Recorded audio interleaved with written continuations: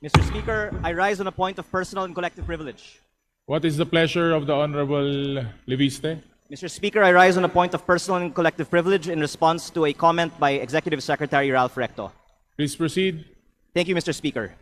I rise on a point of personal and collective privilege matapos ako tawagin ni Executive Ralph Recto na baliw.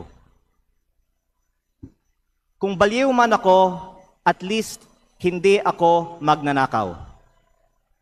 Tila affected si Recto sa mga post ko tungkol sa kanya at si Congressman Edwin Garjola.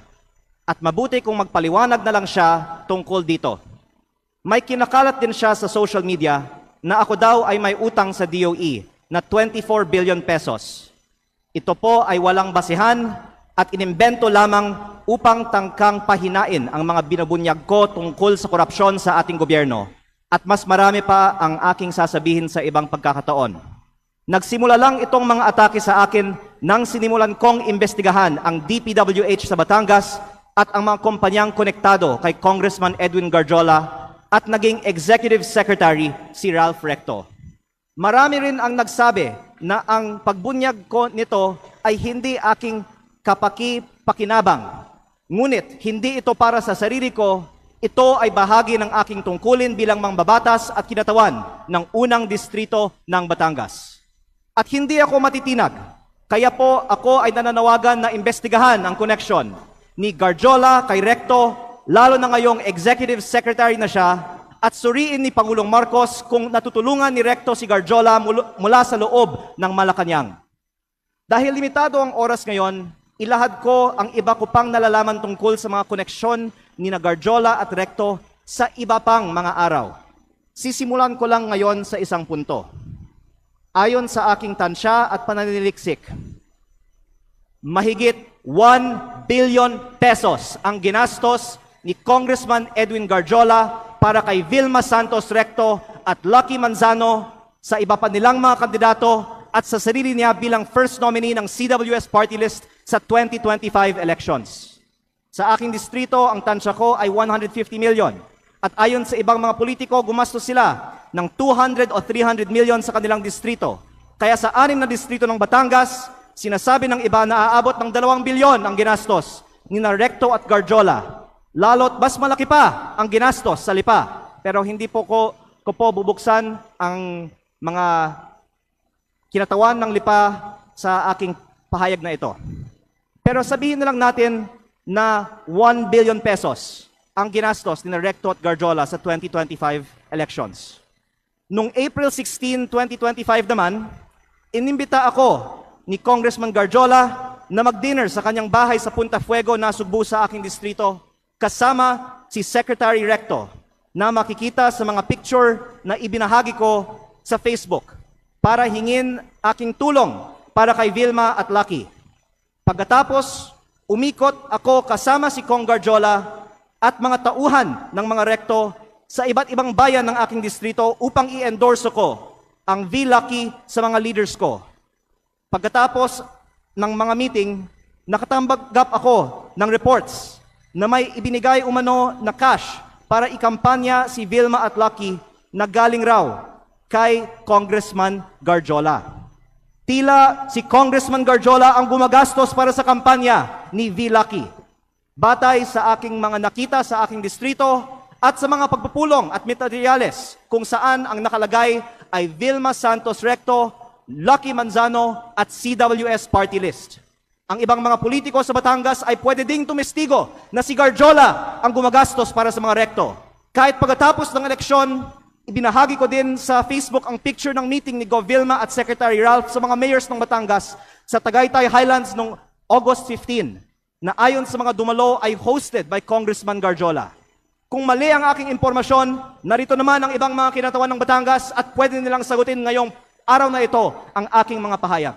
O pwedeng magpatawag ang Kongreso ng pagdinig.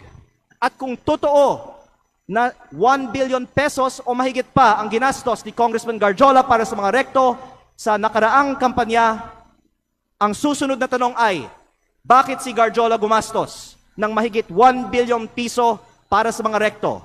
Ito ba ay pagkakaibigan lang o may ginagawa ba si Ralph Recto as Cabinet Secretary of the Republic of the Philippines para makapaggastos ng ganito si Garjola.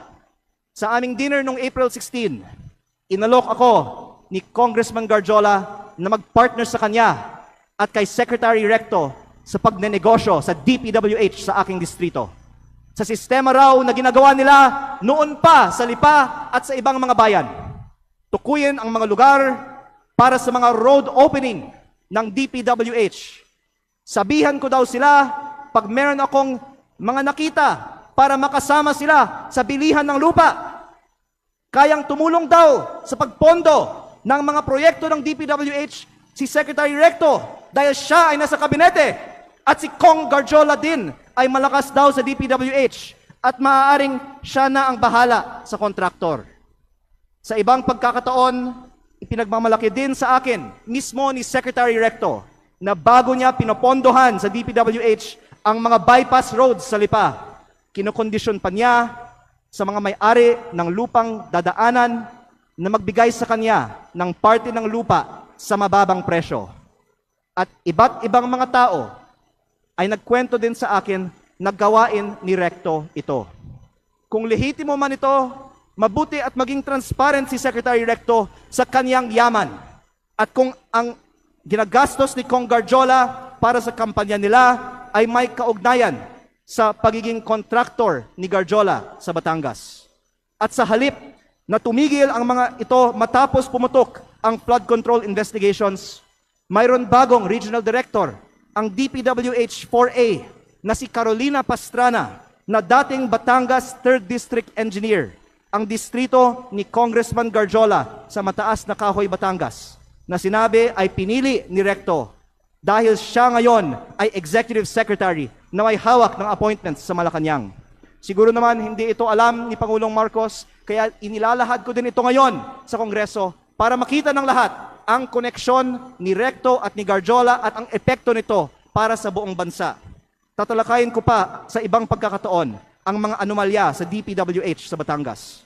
Nalulungkot ako para kay Secretary Recto at Governor Vilma Santos dahil matagal na silang nasa politika na may mga pangalang inaalagaan. At ngayon pa lalabas ang mga isyong ito. Pero mas nalulungkot ako para sa Batangas at sa ating bayan dahil sa mga ginagawa ng mga pinakamataas na opisyal gamit ang pera ng bayan. Lalo kung hindi man lang tutugunan ang mga aligasyong ito at kung hindi inaaprubahan ang pagbaba ng VAT at mga buwis sa langis o ibinibigay ang ayuda para sa lahat na nabanggit ko na sa mga nakaraang pagkakataon. Kung hindi totoo ang mga sinasabi ko ngayon, hindi dapat tahimik si Secretary Recto at Governor Vilma tungkol sa umano'y korupsyon sa DPWH sa Batangas at ang mga aligasyon kay Kong Garjola na tinawagan ng ICI na binuo ng gobyernong ito bilang isa sa mga pinakamalaking kontraktor ng DPWH sa Kongreso. Mabuti kung ipaliwanag nila kung totoo bang malaki ang ginastos ni Garjola para sa kanilang kampanya at ano ang kapalit at kung si Garjola ay kaibigan lang ba o funder din. At kung hindi sasagutin ni Secretary Recto ang mga aligasyong ito, hinahamon ko si Yusek Claire Castro sa susunod niyang press briefing na sagutin kung tama ba na may ganitong aligasyon kay Executive Secretary Recto, bakit hindi pa sinasalang si Secretary Recto sa Commission on Appointments at kung ayaw din ba nilang buksan ang mga detalye ng 2 kasong plunder ni ES Recto sa Ombudsman. Mabuti ding magpaliwanag si Yusek Castro kung bakit ba talaga natanggal sa pwesto si Executive Secretary Lucas Bersamin nang walang paliwanag at ipinalit isang respetadong dating Chief Justice ng Supreme Court sa isang taong ngayong may 2 kasong plunder sa Ombudsman. Panghuli, hindi lingid sa atin na binomba ang kotse ni dating Batangas Governor Armand Sanchez. Mapanganib ang politika sa Batangas kapag malaking tao ang inyong binabangga. Kaya kung ito man ang aking huling pagkakataon, nais kong dagdagan, hindi lang DPWH ang posibleng pagkukunan ng pondo ni Recto at Garjola. Dahil ayon sa mga politiko sa iba't ibang mga bayan ng Batangas, ang nasa likod ng STL operator ng Batangas, Refresh Gaming, ay si Recto at Garjola. na ang isang humaharap para sa kanila ay si San Juan Vice Mayor Anthony Marasigan, kahit na iba ang mga tao sa GIS ng kumpanya. Habang nasa kabinete ng Republika ng Pilipinas si Secretary Recto, mayroon bookies o second table ang refresh sa kanyang sariling lalawigan. Kaya nananawagan din ako sa Kongreso na imbestigahan ang operations ng Refresh Gaming Corporation sa Batangas.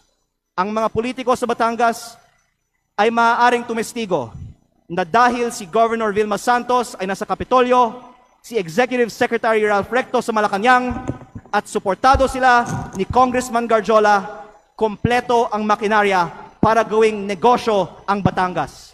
Kaya baka hindi lang 1 bilyon ang nagastos na ni Garjola para sa mga Recto.